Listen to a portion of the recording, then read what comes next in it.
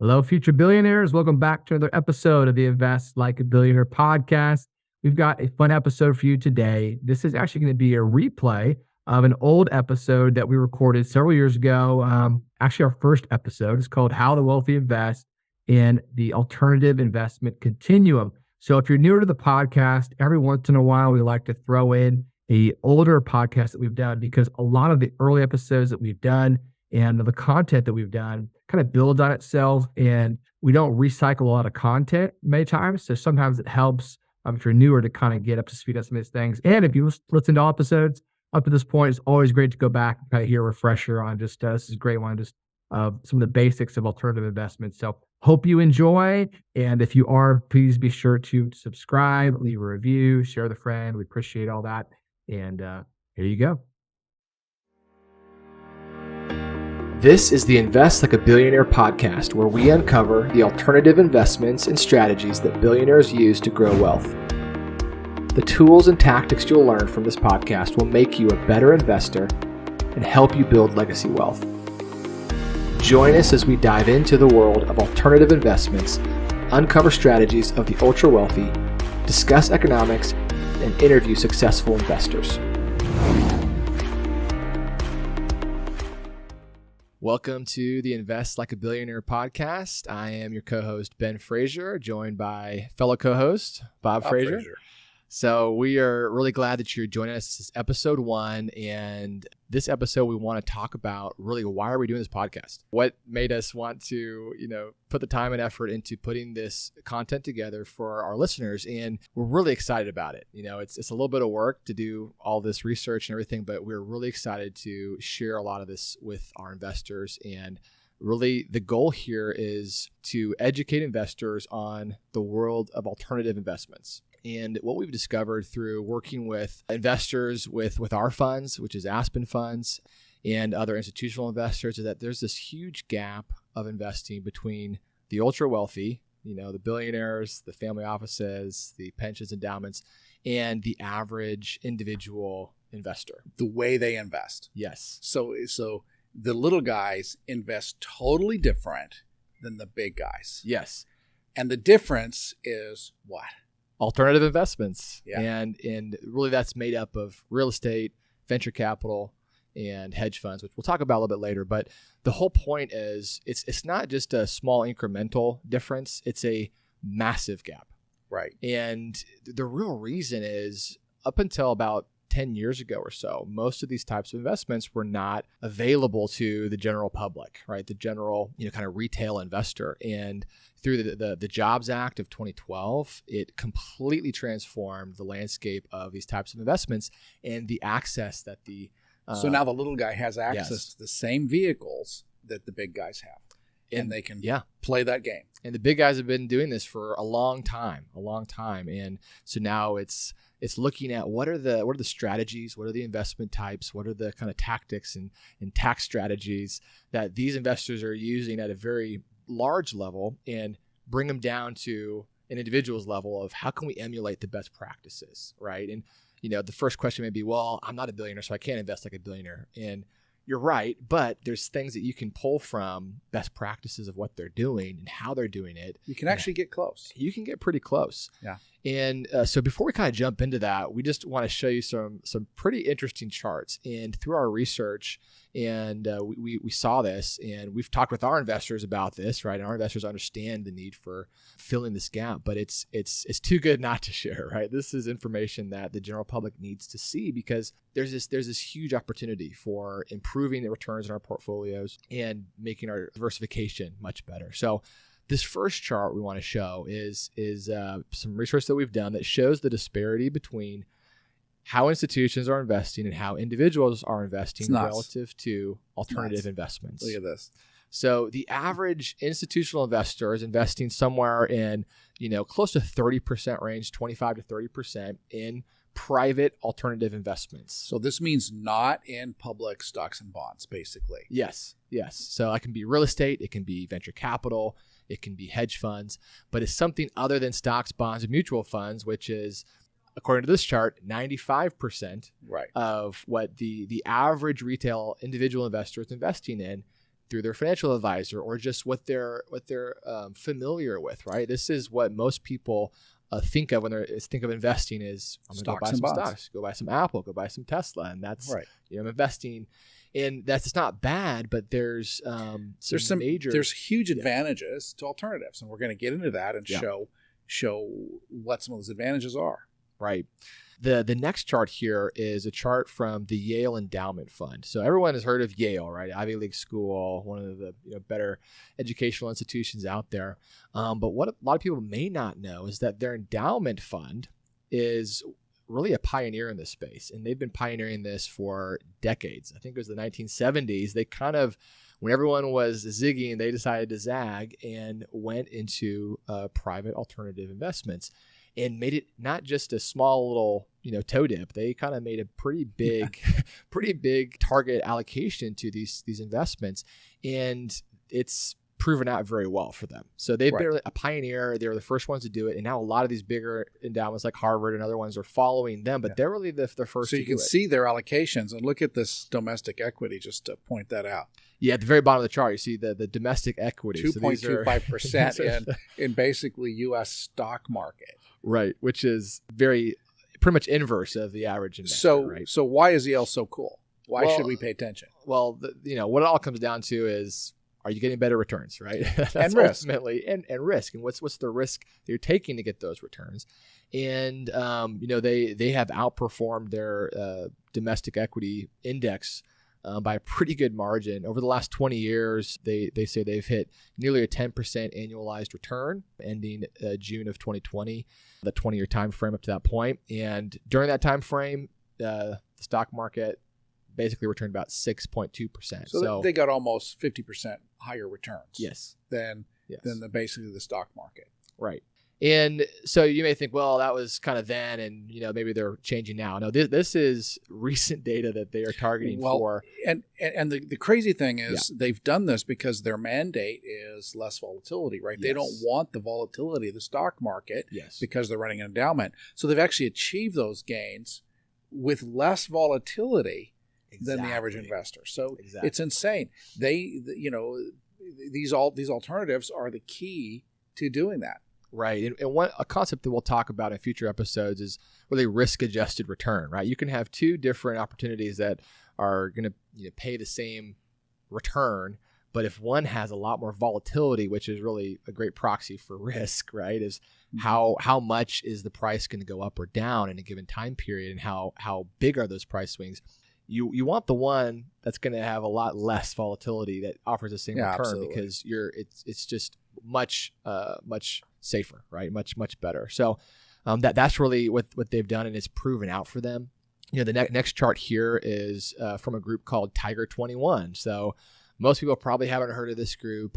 It's pretty cool. It's pretty much an exclusive club for the ultra wealthy, and you have to have, I think, $10 million of investable assets to be a part of this group. But then they publish all this research of what are their investors investing in. I think they have, around $70 billion of assets. So it's kind of a look inside their portfolios. Yes. So they're and they share this. So yeah. you can see how the ultra wealthy are investing. So what does the chart tell us here? Yeah. Well, it follows the same lines as what we've seen in the past charts, right? So the number one category is real estate, and this is private real estate. So private real estate investment opportunities.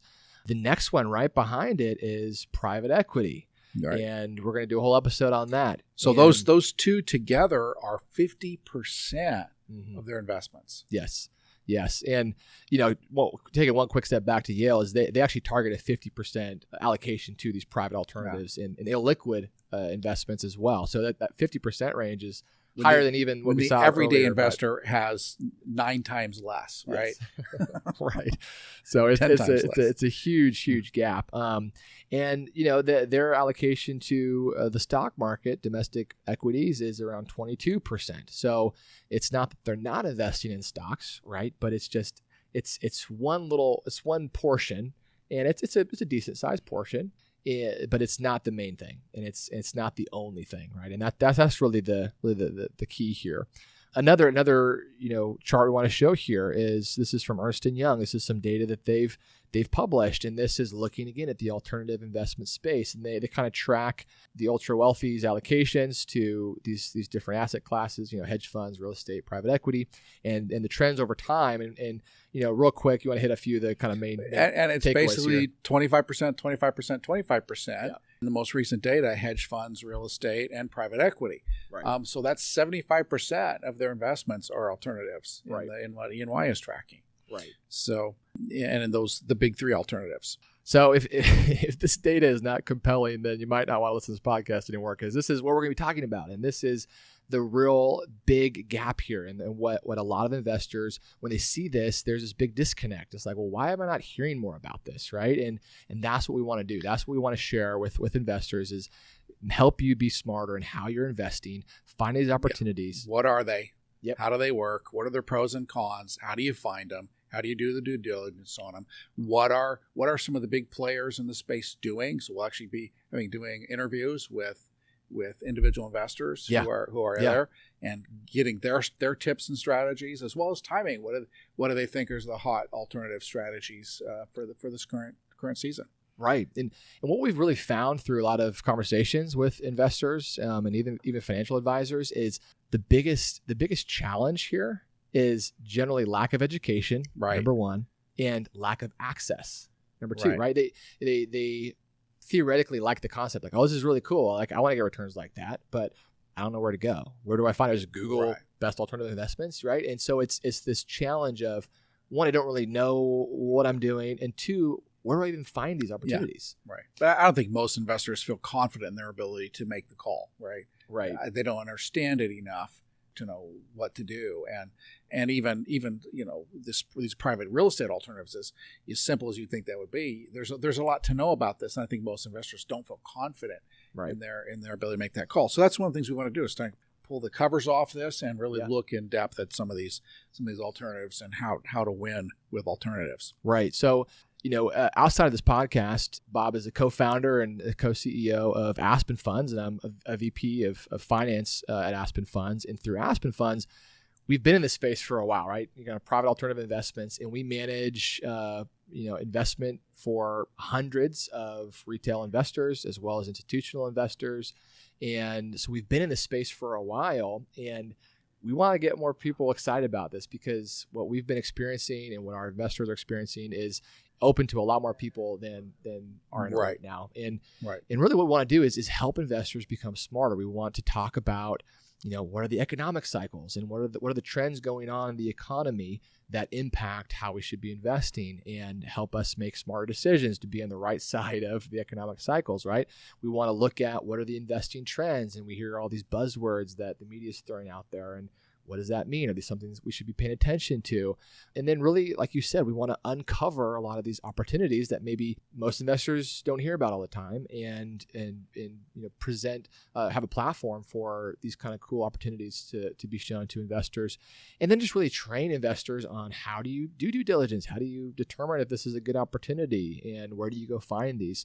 So Bob, you want to talk a little bit about your background and just kind of how it relates to this alternative investment space? I was trained at UC Berkeley as a computer scientist. So I have very analytical kind of personality, and ran a big tech business in the early 90s. And that was a great learning experience, but also have run a hedge fund for several years, been a private investor for several years, very successful at different points. And my background is, and my passion really, besides Aspen Alternatives, is really economics. And I'm a student of economics, and have been writing an economic newsletter for many, many years, and a pretty good track record there. Yeah.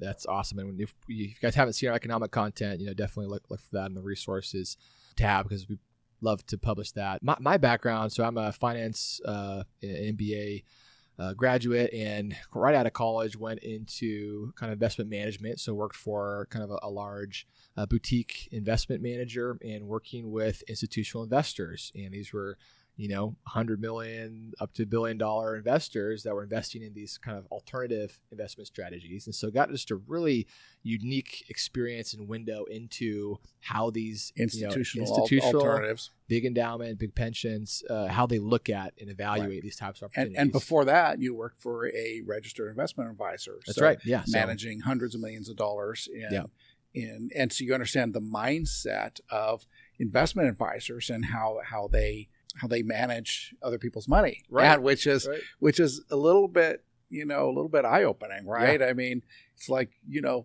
looking how the sausage is made here. It's not always flattering, right? Right. And then you've also been a commercial banker for many years, and so you really understand how to pick apart a deal and how to understand who's making money, how they're making money, and why they're making money. Right. So you have a very diverse background. It's very interesting in this whole alternative space. Yeah. So really, who is this show for? We kind of have two primary goals and types of folks that we're trying to appeal to with this. And, it is important to note, on the front end here that most of these opportunities are going to be limited to accredited investors, right? And that's just a rule set by the SEC of who they basically determine who can and can't invest in these. Now, that is changing, and hopefully, a few years down the road, that continues to open up as there has been some movement there. But, that's basically, have a net worth of $1 million or more, excluding your primary residence, or being a high income earner, right? If you have a single income of over $200,000 or a joint income of over $300,000 for the past few years, then you qualify. So that's, it's important to say that because these are kind of limited to those folks. Most investors that kind of have built up a net worth, in our experience, have mostly done that through putting money away in a 401k and getting a company match, and they've been high income earners, but they're not experts in investing. And so they've just, said, hey, it's stock market's easy. I just, set it and forget it. Don't worry about it. And, but you've now become interested and you've heard about these types of investments and you want to learn more, but you don't know where to turn to. And that's a pretty big subset of our investors, right? Where they've kind of been exposed to this, but they want to get more into it. And so we really want to help break down, what does the private market look like relative to the public markets? Mm-hmm. And, a lot of investors right now are wary of current valuations in the market, right? And they don't know where the stock market is going to go. It's been going up for a while, but it's becoming more volatile. And they want diversification, right? Mm-hmm. Diversification, everyone knows that that's important, but it's difficult to get. And especially, over time, correlations have increased between public asset classes, which we'll talk about another time. But the other kind of core person that we're trying to impact and reach in this podcast is kind of the active real estate investor. So there's been a lot of investors that have made money through real estate, actively buying rental portfolios or investing in other asset classes, but they want to go more passive, right? And so they've made good money in real estate, but they want to kind of hand the reins over to somebody else and not have to be in the day-to-day. Passive is good. Passive is good, right? So that's what we're going to break down is what does it look like to invest passively in these types of deals where you're not the one having to actively manage the day-to-day, right? And so how do you find the right sponsors to work with? How do you do the right vetting and make sure they're not crooks and frauds, right? Exactly. So that's what we're going to talk about and kind of who we're targeting. And really, we really wanted this podcast to appeal to what people wanted. So before we even kind of launched this, we did a survey with all of our email lists and all of our investors and got some really great responses back and said, hey, what are you most interested in hearing about, right? Like, what do you want to hear? Like, we have some ideas, but we want to make sure it's going to be interesting to you.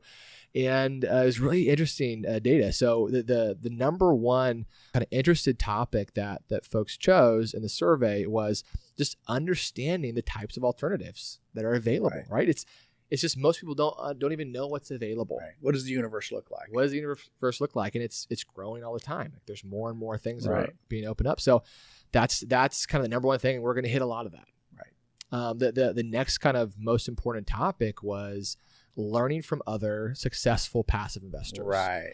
And this is one I'm actually really excited about too, because I'm very curious as well, right? And we got a killer lineup of very successful high net worth investors. We're going to be kind of spilling the beans on what they like, why they like it, where they've made their money, and where they've lost their money, right? You learn more sometimes from the mistakes, and why make your own when you can learn from someone else's mistakes, Right. So we're going to have a lot of fun just talking to some of these some of these folks. Yeah, so we have a lot of great. We have an all-star lineup here too. Yes, so it's going to be fun. And then the other topic is kind of obvious, and we kind of thought would be one of the most interesting ones is just how do I do due diligence on these investments, right? It's I know I want to do this, but I don't have the confidence to know what questions I should be asking. Exactly, to keep from making a mistake. And then we asked what's the biggest pain point? What's the biggest frustration you have in finding when it comes to investing just in general? And the number one response was, where do I find the best investment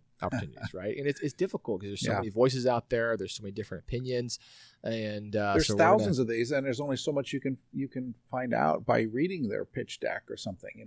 Right? It's like you don't really know all the data.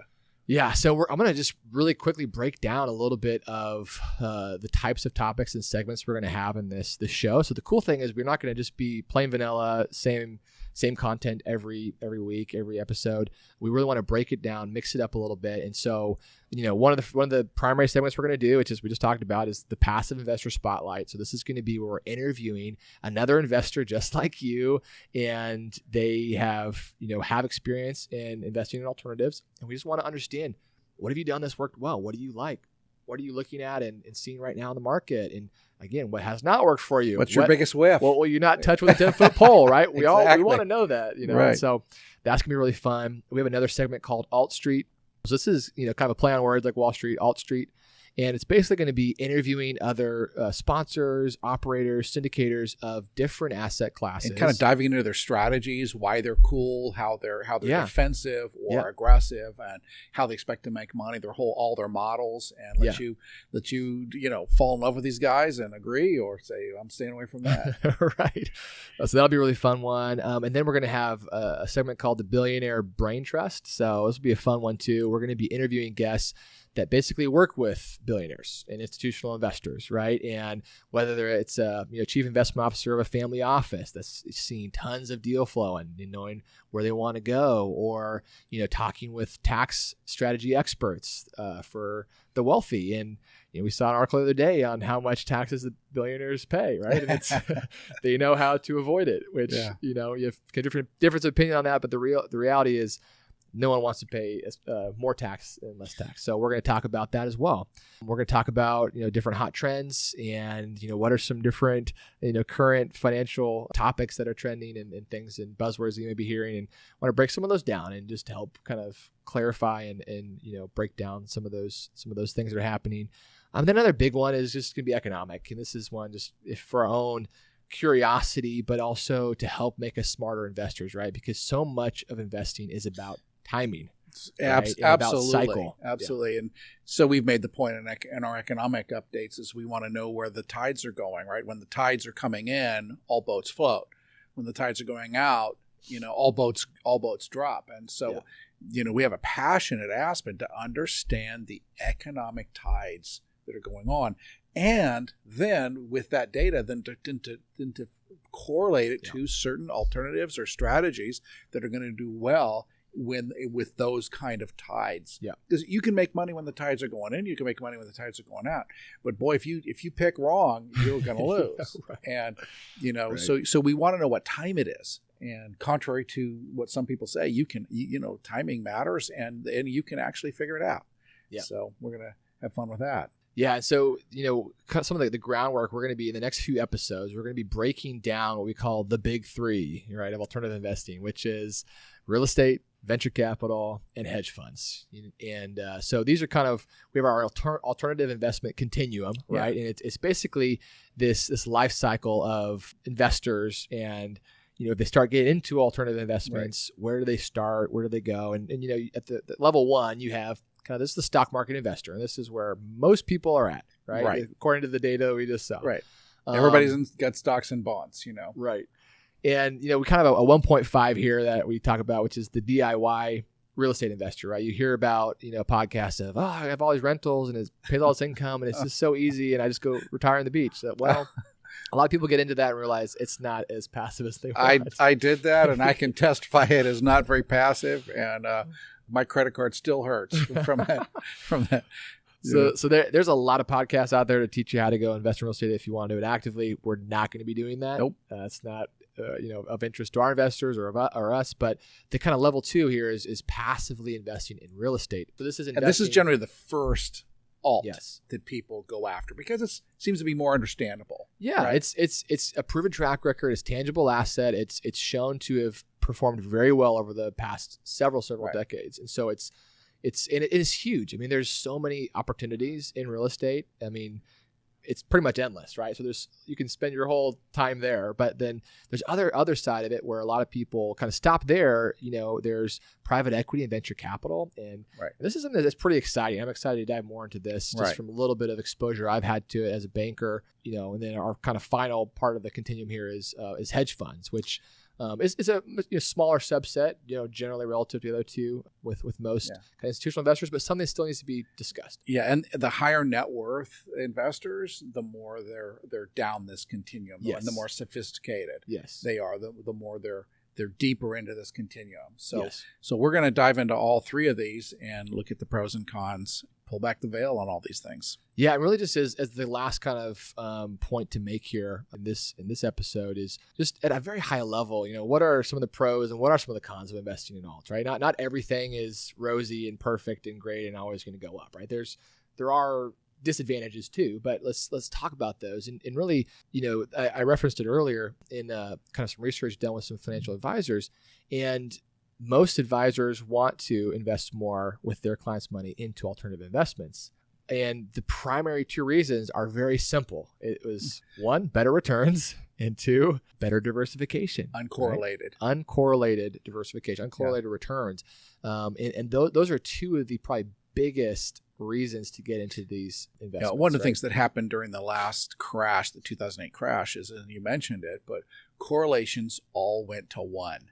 And that means that so bonds are supposed to be uncorrelated to stocks. Well, everything went down, and and that's what happens. And so alternatives really have a lot better being uncorrelated to stocks, and so that's a huge thing. If you can get both higher returns and be less correlated to the stock market and to the general economy, you're better off. Yeah, that's a double win right there. And some of the downsides and maybe reasons that some investors shy away from this are they're worried about liquidity, right? Because the reality is in most of these investments, you won't have a lot of liquidity. Meaning your capital's locked up for a period of time. Yes. And, we actually had done some pretty cool research, which I think we hit in a future episode here, but Bain & Company had done basically research on liquidity needs, right, for institutional investors. And what was interesting that they found was that illiquidity actually was more of an advantage than a disadvantage. And the reason was, 1, most investors overestimate their need for liquidity. Right. They think they need more cash on hand. What they really need is the comfort of it. Right. It's the psychological, comfort of it. And then 2, because investors are emotional, right? If they have liquidity and they see their portfolios drop 40%, they'll take it at the wrong time.